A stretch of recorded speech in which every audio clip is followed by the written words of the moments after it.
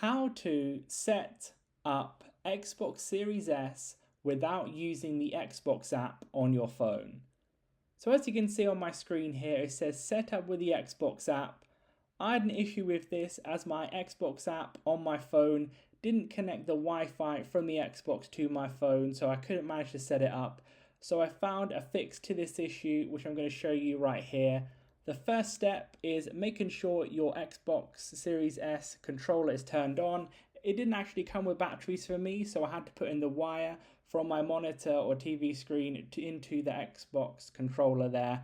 Once that is fully connected, like so make sure you press that button there and press the same button on the Xbox Series S itself, those two buttons to connect them both together. Press and hold for about 3 to 5 seconds, usually it works. For some reason for me, I had a little bit of an issue connecting, but eventually it managed to connect. You'll see it once it fully is lit up like so. That's when you know it's on. So once you've got that situation, all you're going to have to do is press this button right here, where it has the 3 little lines. That's going to skip.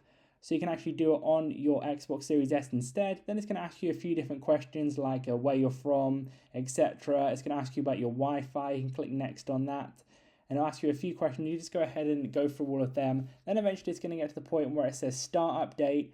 Click the A button on your controller to do that. Then you'll see at the bottom of the screen, it's going to start downloading.